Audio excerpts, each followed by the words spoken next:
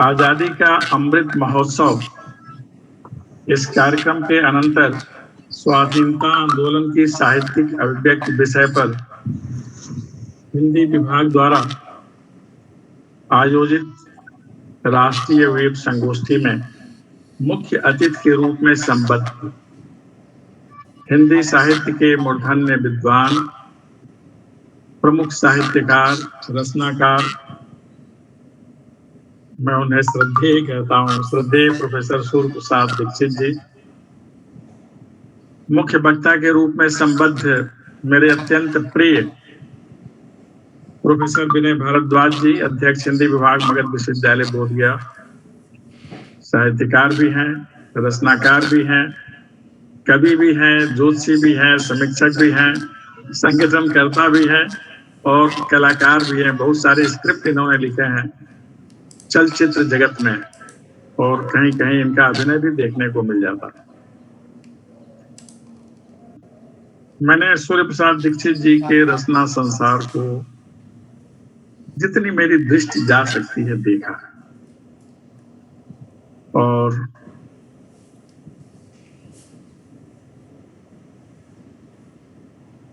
विनय भारद्वाज, मैं कह सकता हूं कि आज के विषय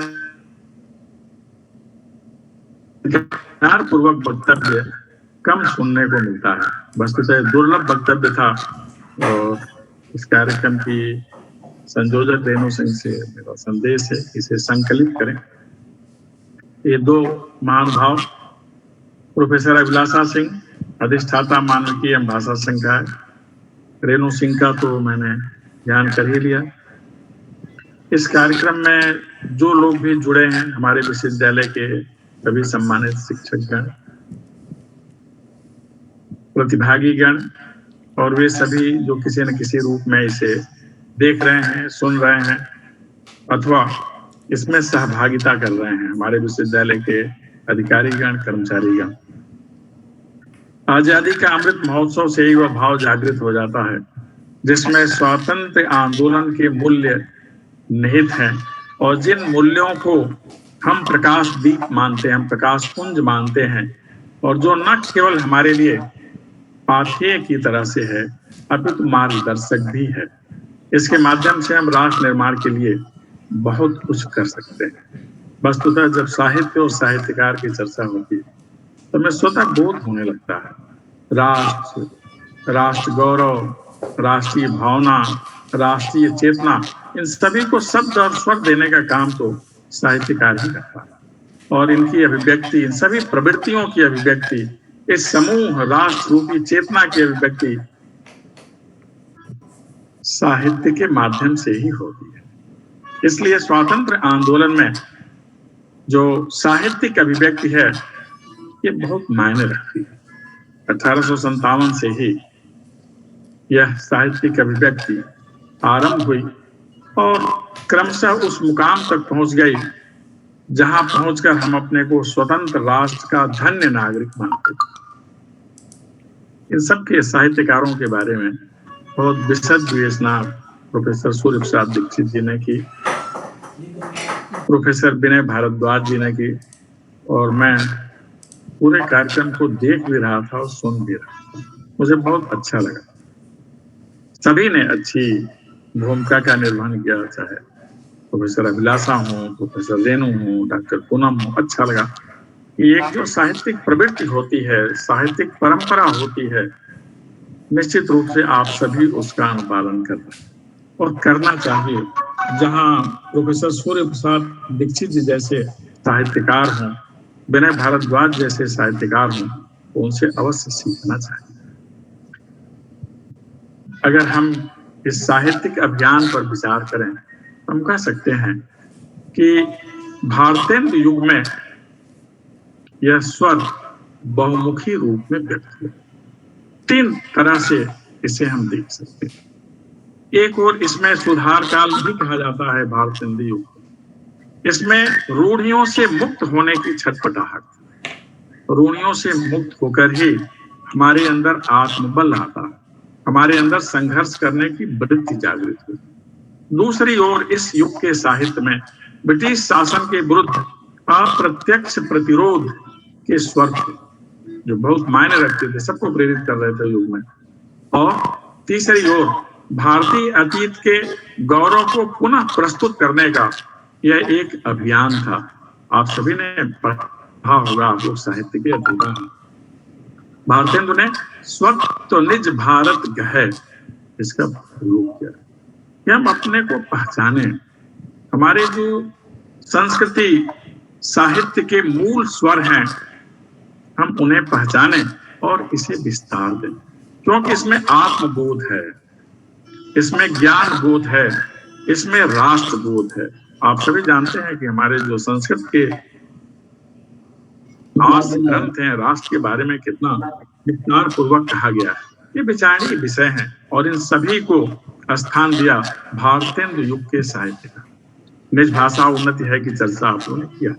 इसका मूल भाव यही था कि हम स्वदेशी और स्वभाषा को लेकर अगर आगे बढ़ते हैं तो निश्चित रूप से स्वातंत्र आंदोलन का लक्ष्य पूरा होगा और हम विदेशी दास्ता से मुक्त हो जाए। और यह कार्य बहुधा उस काल के साहित्यकार ने किया। भारतेंदु युग में नाटक भी लिखे गए।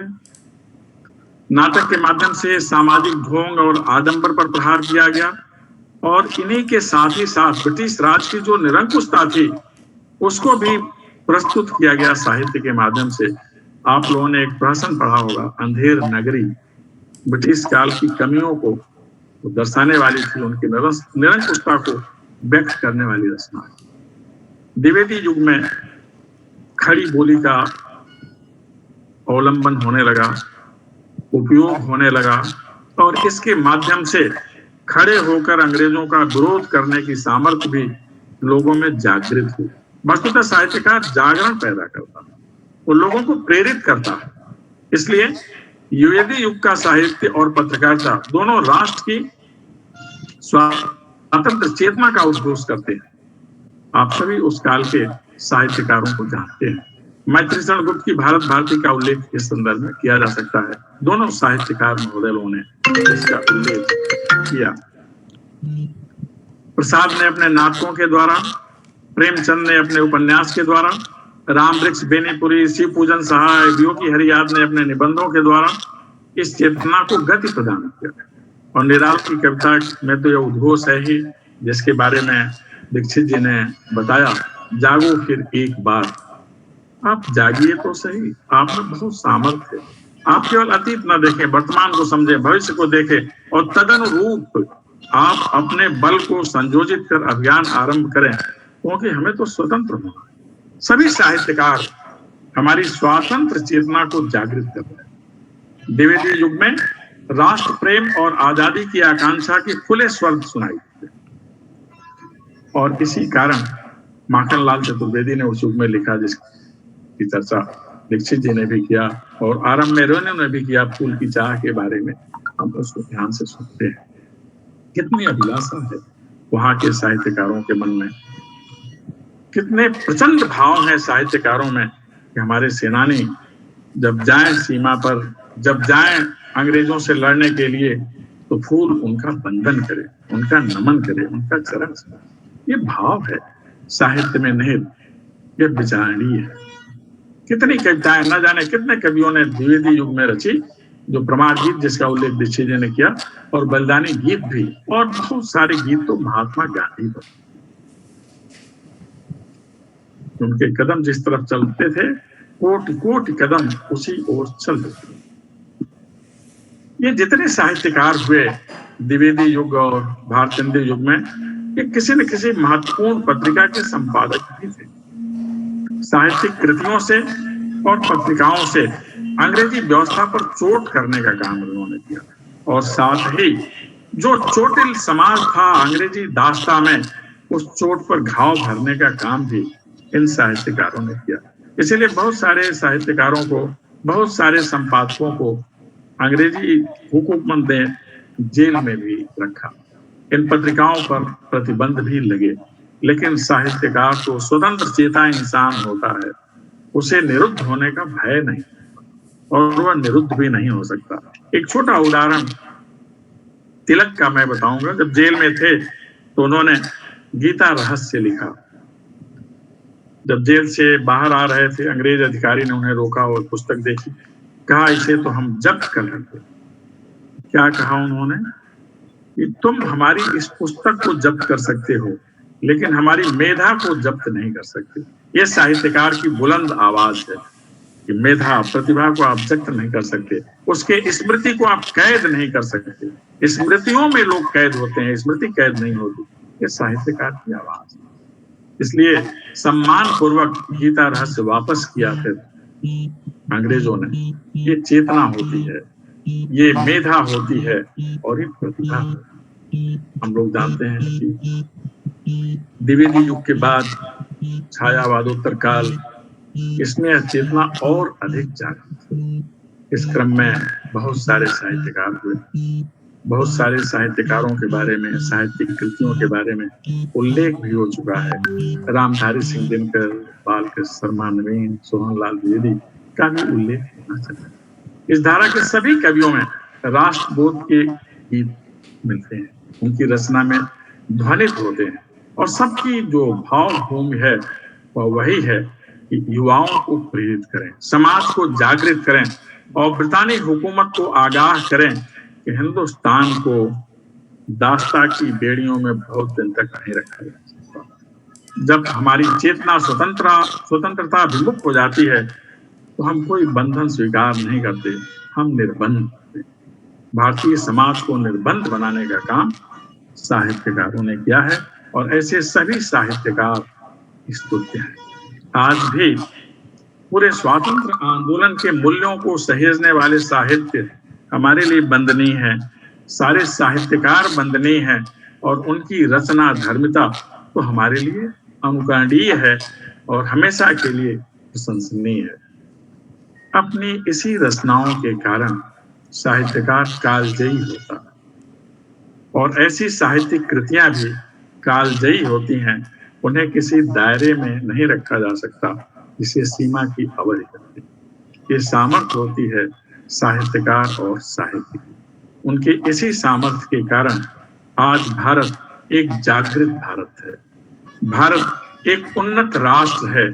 यह भारत अपनी ज्ञान शक्ति के माध्यम से, अकादमिक संस्थाओं के माध्यम से आने वाले दिनों में ज्ञान की दुनिया की महाशक्ति बनने वाला है। मैं ऐसे सभी साहित्यकारों के योगदान का मैं नमन करता हूँ और ऐसी साहित्यिक कृतियों का मैं स्तवन करता हूँ।